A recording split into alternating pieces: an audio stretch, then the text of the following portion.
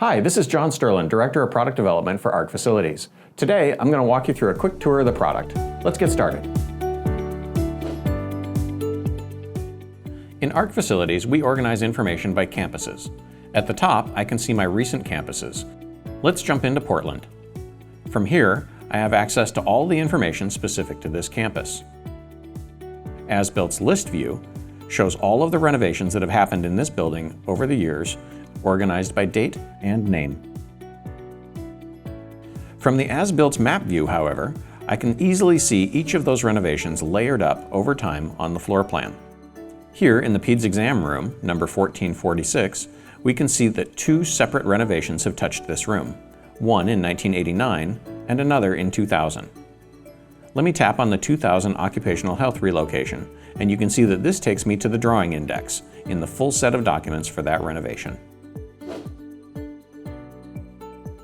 Another useful bit of information on this page is shutoffs.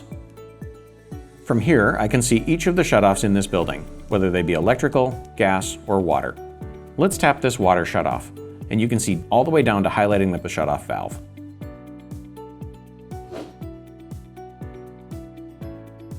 From my campus homepage, I can access the equipment module. I can use the search bar to find equipment. Let's find fire extinguishers.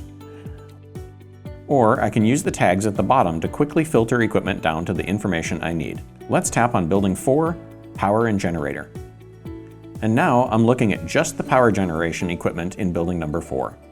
Opening backup generator number 1 shows me all of the pictures. I can also see the make, model, serial number, and when the warranty expires, and so forth.